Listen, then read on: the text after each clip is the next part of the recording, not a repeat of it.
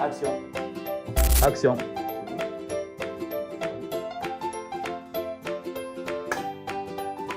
Deux, 3, 1, 0, action. Honorable, à vous la parole.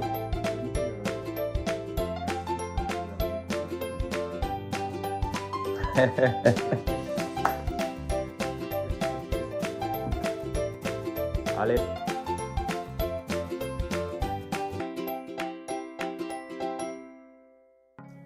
Bonjour. Lors de notre précédente intervention, nous avons parlé des grandes lignes relatives au développement. Parce que la grande question qu'on nous pose, mais à quand le développement de la RDC? Et nous avons dit que le développement était un processus. C'est un processus, ce qui veut dire que c'est quelque chose qui s'étale dans le temps. Et nous avons aussi épinglé le rôle majeur que joue l'homme dans ce processus. Car c'est l'homme qui est au centre de tout ce processus. Nous avons aussi épinglé la dimension d'éducation, c'est-à-dire le degré d'instruction, le degré de l'accès à la raison qui fait que l'homme puisse réagir devant telle ou telle situation ou surmonter une épreuve. Tout cela entre dans le cadre de la formation moyenne de la population. Alors aujourd'hui, nous allons épingler les questions relatives à la nouvelle citoyenneté parce que quand on regarde en face les réalités du Congo, on se rend compte que c'est le citoyen congolais, c'est l'homme congolais qui en quelque sorte constitue un frein. Quand on parle de l'homme, nous voyons la dimension humaine de l'être dans son insertion, dans ses assertions les plus larges. La nouvelle citoyenneté, si on doit s'appesantir sur le concept, la nouvelle citoyenneté est une sorte de prise de conscience individuelle. La nouvelle citoyenneté est une démarche intrinsèque de l'homme. Et cette démarche marque la rupture entre un passé négatif ou des habitudes négatives de l'homme. C'est-à-dire, c'est une démarche subjective qui touche chaque citoyen congolais. Nous allons dire aussi que la nouvelle citoyenneté est l'acceptation de l'homme tel qu'il est, où il est, avec ses structures mentales, physiques, sociales et culturelles. Nous dirons aussi que la nouvelle citoyenneté est cette volonté intérieure de l'homme à vouloir s'améliorer, à vouloir se bonifier. Et comme elle le dit, quand on place l'homme dans le contexte du développement, on avait dit que la prépondérance doit être la volonté politique. Ceci pour dire que cette démarche de nouvelle citoyenneté ne touche pas que le plafond de la pyramide, disons, la base de la pyramide sociale de la République démocratique du Congo, mais ça touche tout le monde, c'est-à-dire du sommet à la base, du premier citoyen au tout dernier citoyen. Et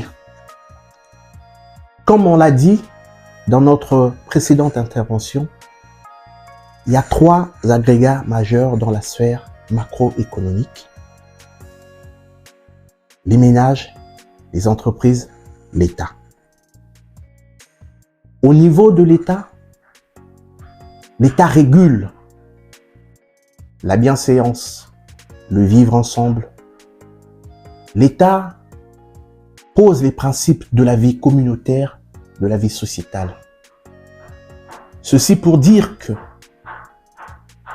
l'État parle à travers ces idiomes qui sont les lois, qui sont les règlements, qui sont les codes, qui font que les citoyens vivent en harmonie, vivent dans le respect d'autrui, vivent dans la communion d'esprit.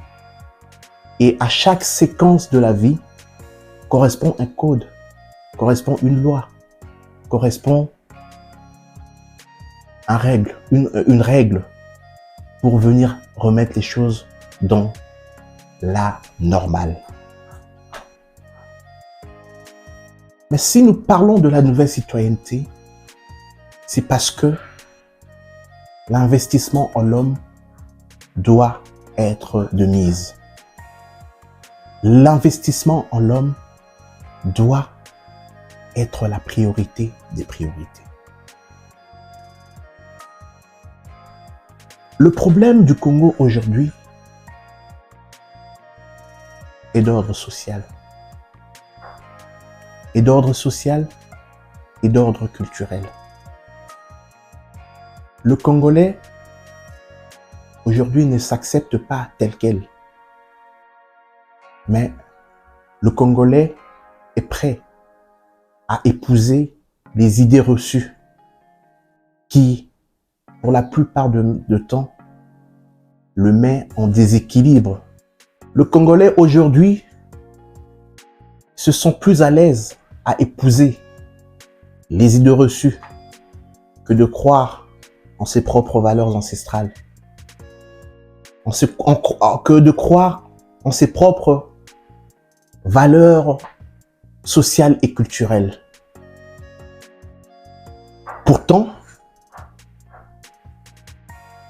l'État est là pour jouer sur cette donne de la nouvelle citoyenneté, pour construire ensemble cette conscience collective d'appartenir à une nation, d'appartenir à une république, d'être un peuple lié par le même destin.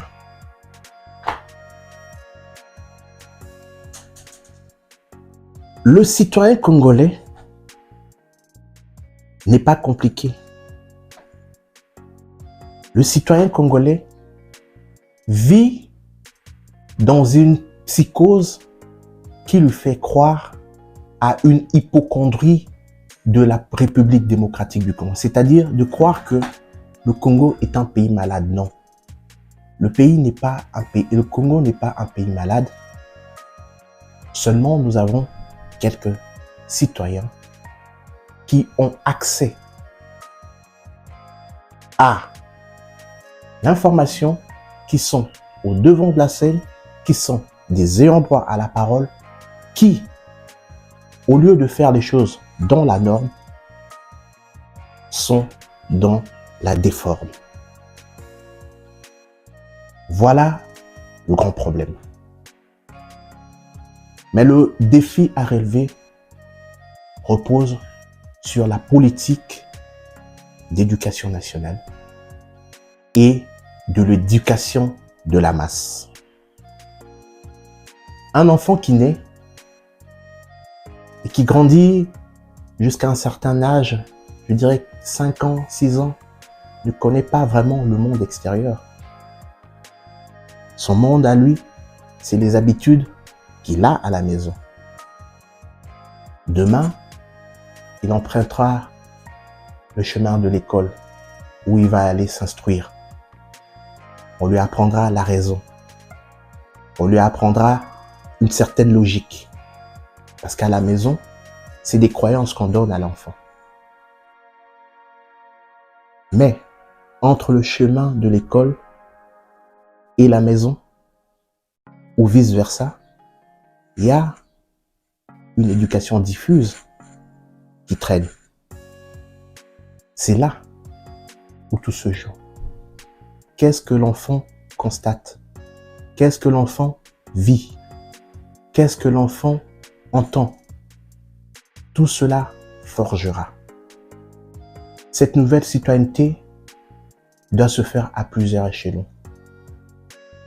Mais on doit miser sur les générations à venir, les générations futures. C'est-à-dire la petite enfance jusqu'à ce qu'un enfant puisse aller au cycle d'orientation et avoir son diplôme d'État. Mais que faire de ceux qui n'ont pas connu ou emprunté cette voie? Mais c'est là le rôle de l'État encore, de former autrement, de diffuser la bonne information, d'encadrer la masse à agir dans le bon sens, de construire cette conscience collective. Nous espérons que pour les prochaines années, nous devons changer de narratif, ou mieux encore, changer de paradigme. Là, je m'appesantis sur quelque chose que répète souvent le sénateur Didier Mumengi, que j'admire beaucoup, et qui nous dit que c'est à nous de nous réapproprier notre histoire et de l'écrire selon nous. Quand on apprend à un enfant à l'école que l'embouchure du fleuve Congo a été découverte par Diego Cao. Mais cette histoire est la version racontée par Diego Cao à ses concitoyens. Mais ce n'est pas à nous de dire à nos enfants congolais que c'est Diego Cao qui a découvert l'embouchure du fleuve Congo. C'est comme si le Congo n'existait pas. C'est comme s'il n'y avait pas d'être humain, comme s'il n'y avait pas de civilisation. Mais nous, quand nous parlons à nos enfants, nous pouvons dire simplement que Diego Cao est le premier citoyen, disons, est le premier Européen portugais à entrer en contact, par exemple, avec le citoyen congolais. Voilà ce genre de paradigme que nous devons recadrer. Voilà ce changement de narratif que nous devons recadrer. Le monde a longuement évolué. Le monde a longuement s'est transformé. Et aujourd'hui, l'accès à l'information n'est pas l'apanage d'une certaine catégorie, non. Aujourd'hui, le citoyen congolais s'est suffisamment formé. Et quitte à nous de canaliser toutes ces informations, tout ce savoir en équilibre avec nos propres valeurs à nous, avec nos propres convictions à nous, avec notre propre version à nous de l'histoire que nous voulons que le monde extérieur sache et comprenne. C'est ça le nœud du problème. Et cette volonté manifeste doit commencer par l'éducation nationale, qui doit être un programme gouvernemental pour forger ce citoyen congolais du futur. Face aux réseaux sociaux, aux nouvelles technologies de l'information et de la communication, on se rend compte que nous perdons chaque jour notre culture.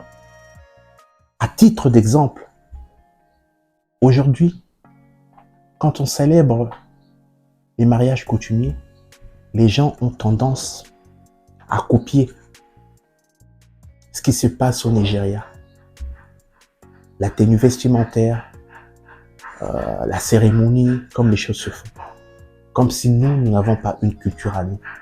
Mais ça, ce sont les retombées des antiques. Nollywood, Hollywood, Bollywood jouent sur notre intellect. Mais où est la part de Nzango dans nos jeux, dans nos vies? Où est la part de Silikoti? Où est la part de Sambo les Oba? Où est la part de tant beaucoup de choses. Où est la part des jeux ludiques, de sagesse africaine? Tout cela a existé. À l'époque, l'OZRT diffusait tout ça. Il est grand temps. Il est grand temps. La musique réveillera le Congo. Mais il suffit de diffuser la bonne information. Il suffit d'encadrer dans le bon sens. Le divertissement, comme la religion, les croyances, peuvent nous aider aussi à le relever. Ceci est une interpellation à chaque citoyen congolais de faire une introspection, de se dire qu'est-ce que je fais pour mon pays? Est-ce que j'aime vraiment mon pays? Je l'ai résumé l'autre fois. Aimer son pays, c'est respecter les lois, les règles, les codes. Aimer son pays, c'est espérer que si rien ne marche aujourd'hui, demain, les choses iront mieux. Aimer son pays, c'est aimer aussi l'homme. L'homme tel qu'il est, avec ses structures mentales, psychiques, sociales, physiques, tout ce qui va avec l'homme. Aimer cela. Et agir de manière à se mettre à la place d'autrui. Agir avec beaucoup d'empathie. Se dire, si à moi, on faisait ce que je fais aux autres, serais-je content, satisfait? Voilà. C'est cette démarche qui va susciter cette nouvelle citoyenneté. C'est cette démarche. Et à l'État d'être rigoureux. À l'État de faire respecter les lois, les règles et les codes. Merci à vous qui nous suivez. Merci à toute personne qui voudra intégrer cette petite exhortation. Et merci à tous ceux qui pensent que la nouvelle citoyenneté, c'est ne pas changer le nom de pays, c'est ne pas changer quoi que ce soit, mais c'est d'abord une démarche personnelle, individuelle, que l'État encadre ça dans la conscience collective, à travers les textes, les lois et les codes. Merci.